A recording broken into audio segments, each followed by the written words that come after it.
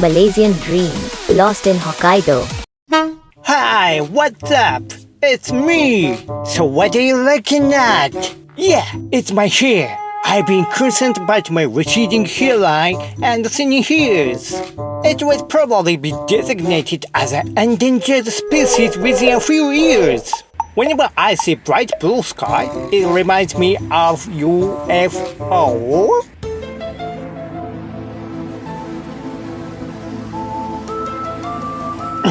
No. It's just lens refraction though. Reminds me of a life in Malaysia and this issue. Yes, thinning hairs. Maybe you never imagined this, but it's true.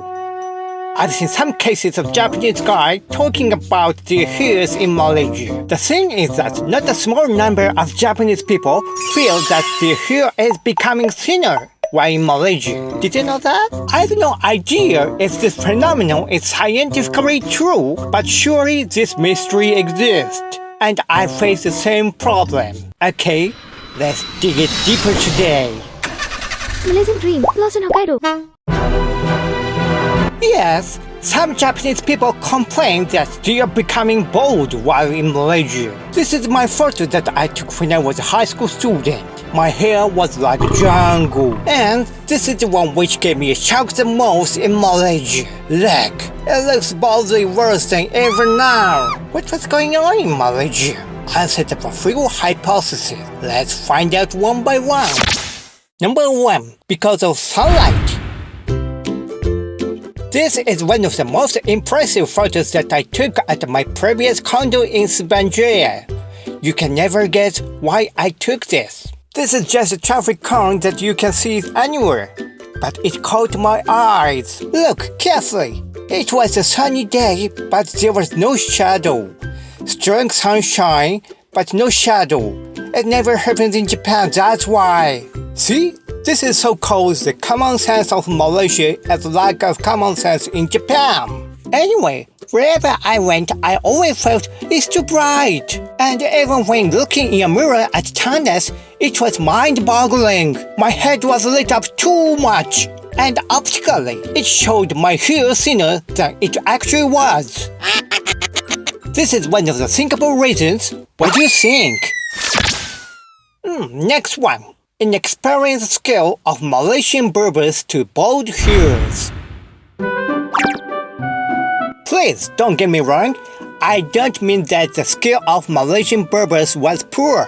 The possible hypothesis here is that they might get used to cutting middle-aged person's hairs with paying attention to the covering top of the head with the thin hairs nicely. It just results from the median age difference between two nations. As I said many times in the past, the median age of both countries are so much different. What do you think? Speaking of barber shop in Malaysia, I just wondered why most of them were Indian Malaysians. And I was into their scalp massage. I really love it. Sorry for camera shake because it was taken by my son. Their skills are excellent. Very comfortable. Oh, I can tell you one more thing.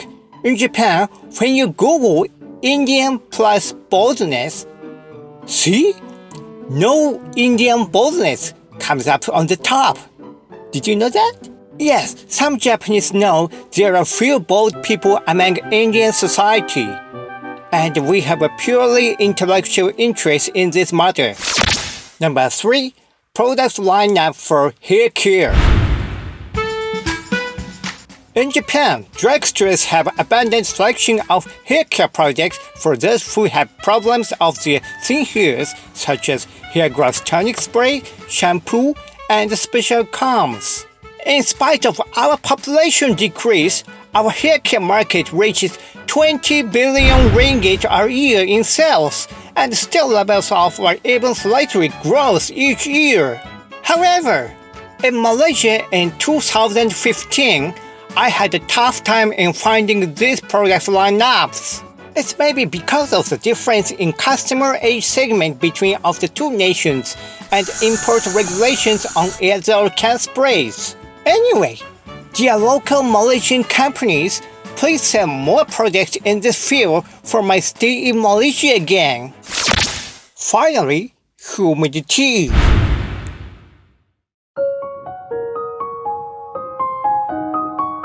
Maybe it makes a lot of sense. Humidity adds volume to your hair on the one hand, it reduces density and makes the hair look sparse with a strong sunlight on the other. Here is a table which indicates the comparison of hair thickness among each national. Japanese people belong to the thickest hair group in the world, and it might have something to do with today's topic. According to some studies, Japan has the largest ratio of people with worries of thinning hairs in Asia. But in my view, it just results from our high median age. Genetically, the European and American seem to have more of bald people, but they appear to know how to show their aging process nicely. Okay, that's about it today. Thank you as always for watching my Samurai Japanglish vlog. I'm Kecos. See you next time.